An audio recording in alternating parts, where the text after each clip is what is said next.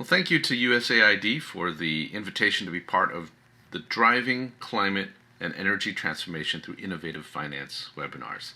The title of my talk is Innovative Solutions for Energy Efficient Cities. And my name is Sylvester Wong. I'm Vice President of AECOM, Cities, Resilience. I look after the Philippines market to boot. AECOM is a world's trusted infrastructure consultancy in environment, transportation, buildings, nearly 50,000 scientists, builders, strategists, 700 of which are right here in the Philippines. And it provides me a reach and track record that gives us insights into cities and their resilience. We all know that megacity regions, especially here in Asia, are where the climate battle is being fought. And cities generate, all the material, power, and water consumption that's gotten us here to this climate emergency in 2021. The cities that we suffer the billions of loss from extreme weather, generating the millions of tons of landfill, plastic in the ocean, attracting job seekers and their families, which is great, but it gives rise to vast inequity and inefficiencies. And cities get, of course, the rap of being epicenters of our crises, our health, our political, our security issues. And cities are the canary in the coal mine. 20 billion loss every year thanks to traffic, or no traffic, where that would be a symptom of 30 billion in loss in the last year from the lockdown. And all of this is exacerbated by the long-term threat of things like sea level rise. And that's of particular concern, of course, to an archipelagic nation like ours. Yes, a demographically blessed nation with 110 million people, but we lose so much of that to this perfect storm of urban challenges. And cities in the Philippines, like cities everywhere, are where 40% of our energy impact is being generated in our built environment. And this is energy that's being used to build in construction, energy used to operate over life cycles of places, and energy used in the transport of people, 2.5 hours of commute every day each way for so many of us in Metro Manila, for example. And these goods and ideas and people being moved around cities. Well, I'm fortunate to have global access to solutions at AECOM, where we are focused on creating sustainable legacies for our clients, aligned with ESG goals, our own net zero commitments, and harnessing technology to uplift nations. So when it comes to innovation in energy efficiency, I'll start with physical infrastructure, but it goes way beyond that. The physical infrastructure innovations of the climate energy equation could be split up into these categories here, mostly around defense and offense, and dealing with the impacts on property, infrastructure, and communities from climate emergency. That's the climate defense or climate adaptation, right? From storms and heat waves. We're talking about transition, a fair and inclusive, a just transition backed by science and data about stranded assets and hazard zones, allowing us to figure out how to move things out of those hazard zones. Yet that transition isn't viable for many, for whatever reason: culture, heritage, value in place, mission-critical operations. So nature-based defenses to hold off the storm surges are critical. We're deploying them all over Asia, sometimes with 3D printed artificial reefs using pH-friendly concrete so that it's good for the habitats. We can go on the offensive as well, reducing our climate impact, reducing the greenhouse gases that we emit. We suck it back, sequestration, like the newly opened Teesside facility in the UK, 10 million tons per year compressed carbon dioxide, boosting the economy by £500 million per year in the construction alone, and then reducing emissions in embodied carbon. We've studied, for example, this timber hybrid in Australia versus traditional all concrete, saving 30% in construction, even when accounting for the transport of the sustainable harvest wood from Europe. Containerized shipping accounts for only about 3% of the footprint and allows these types of innovations to be accessible to everyone. Interestingly, 30% savings was also realized with the combination of dual pane windows, pointing to heating and cooling as one of the biggest contributors to our energy footprint. And that brings us, of course, to demand reduction. Some might not draw the line between climate and energy, but I like to focus on these tangible ways of describing the solutions. Energy consumption is a tangible proxy for carbon footprint in this example of a city-scale facility, a subway station, where you see red is the embodied carbon in capital construction, blue is the operational carbon in electricity use. And you'll see that lifts, tunnel cooling, maintenance, lighting, these are the big ticket items besides the red embodied carbon. Commercial and industrial might be less than a quarter of the total building stock across the Philippines, but it's well over half the energy consumption. And so it's very important to look at these big ticket items and how to reduce their consumption. Now, these basic improvements to cooling, transformers, capacitors, they're essential. Physical infrastructure may not be notable innovations anymore, but instead the innovation lies in the technology that lets us share resources at the city scale, whether it's through transport, like through ride share, or peak power sharing through batteries to spread the loads, even the limited curb space that we have. We've developed some tools to allow parking and management through demand controls, so that a lot of folks can use limited resources. This means less capital and less capex, less facility to run for the same or even more demand, and generally managing energy consumption a lot better. Whatever is left, whatever is built, total electrification. NAECOM's working on everything from city-scale EV infrastructure, electric vehicles, to in-road charging through embedded induction, and electric vertical takeoff and landing, air connectivity, eVTOL, and even hyperloops. You've seen those for intercity scale impact. Because here's the key: electrification means we can shift everything to 100% renewable, and ultimately that's the puzzle. That's the puzzle piece that matters in the innovation world.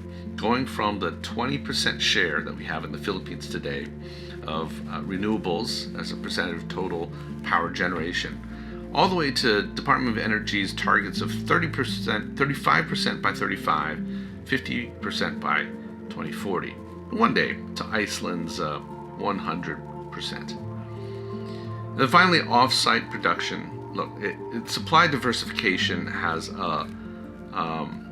is about doing a lot more geothermal and solar, and there's a leg up now with the moratorium on coal, but these types of off-site production still have a lot of transmission loss through the grid. And so more and more on-site generation will be needed. Rooftops, parking lots, embedded into the design of buildings and places, solar, wind, kinetic.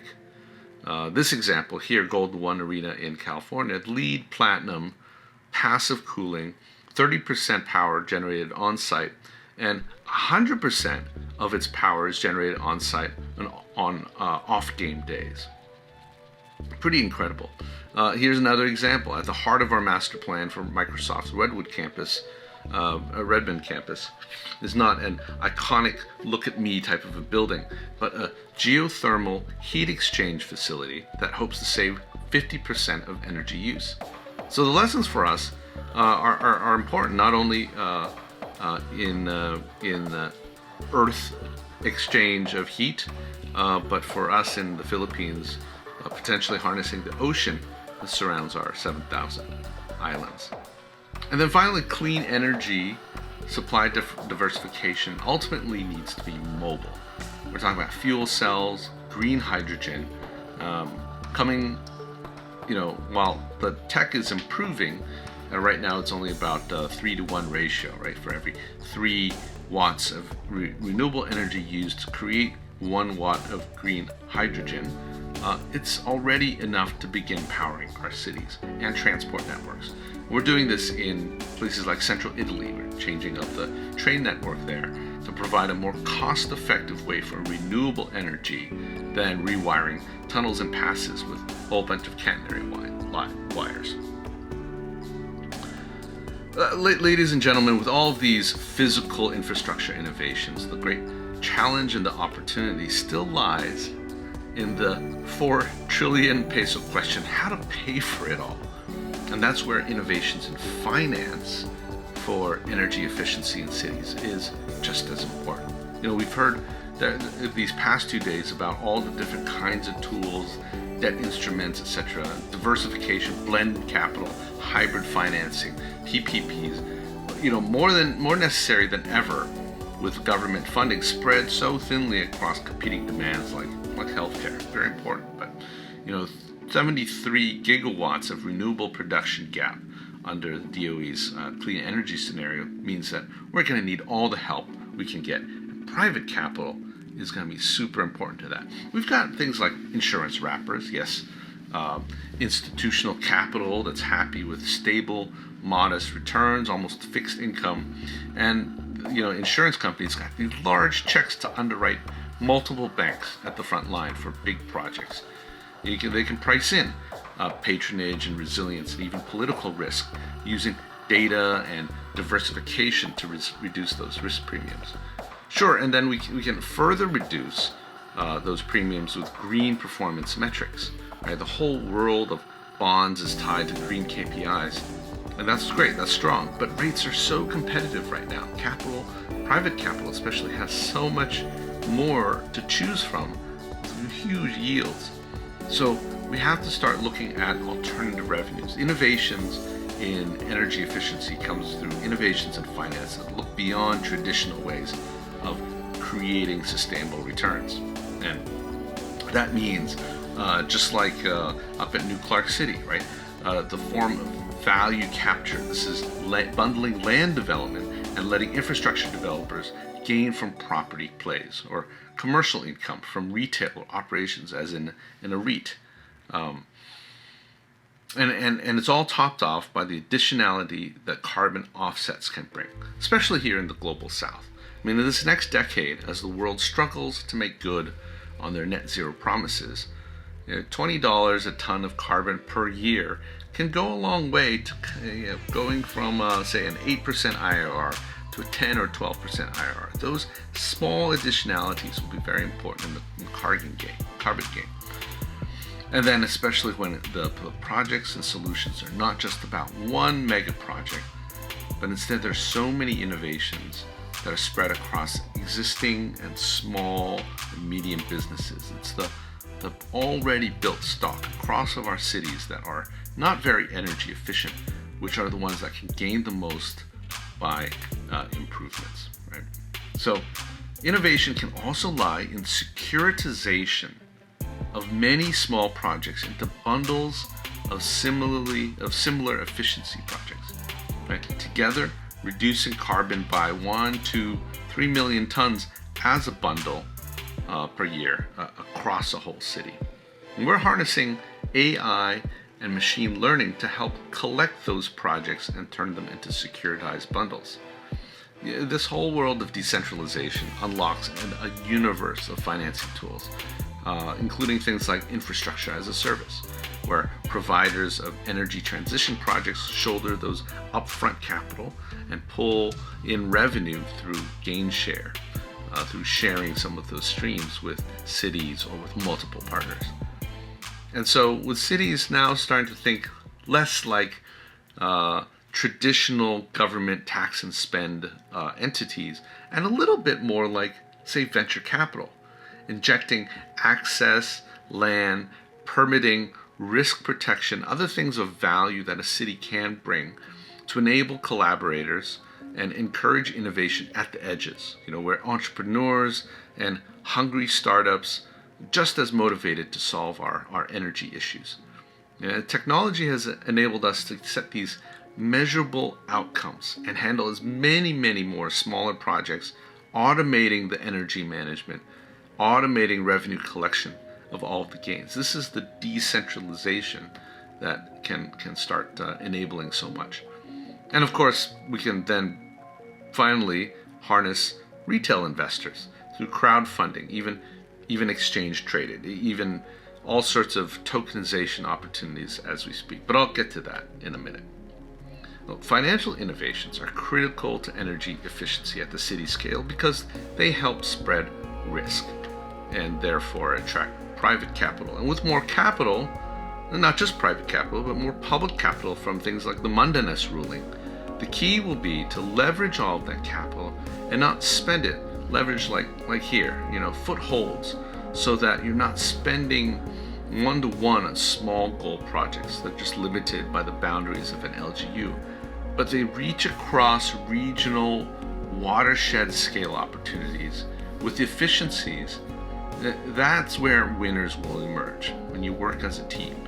Gains are made at the systems level, transport solutions addressing the jobs housing imbalance, purchasing power of lower carbon materials that you get from 30 million population buying all at once, right? Or harnessing a multipolar economy. Less capital means less energy and more impact.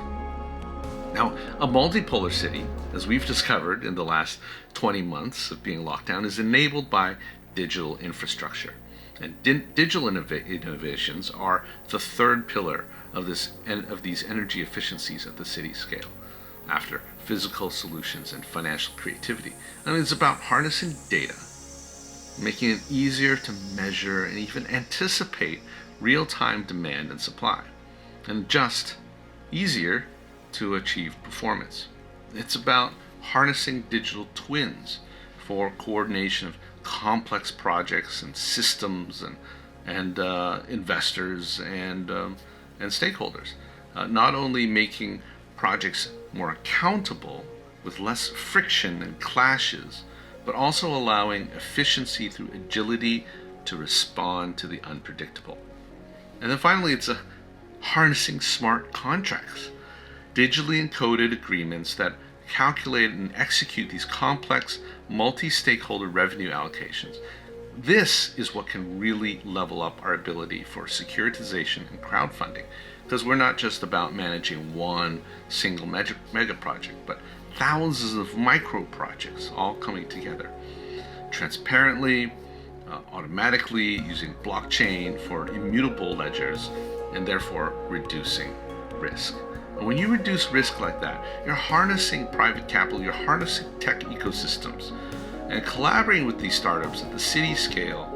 We're not just seeking the 20-30% efficiency of a more efficient AC unit or something, but we're creating exportable value in which competitive cities can be worth 20 or 30 times more overall. The unicorns that come out of these efforts, that's the kind of value gain that's possible. Look, physical, financial, digital innovation is everywhere in city scale energy efficiencies. And AECOM is all in when it comes to digital tools like Plan Spend, part of the digital AECOM that we've launched this week. Innovations that take clients, cities, and capital further, reducing waste, improving efficiency, creating value, achieving greater climate impact.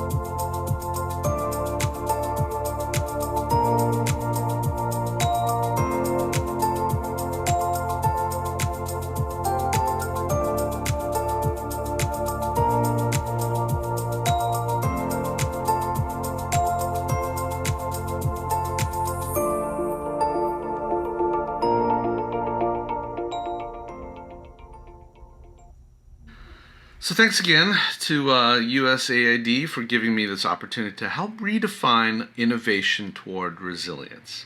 It's not just about physical approaches and tools, but especially about harnessing data at the city scale to unleash the whole spectrum of capital and deliver a better world. And thanks again.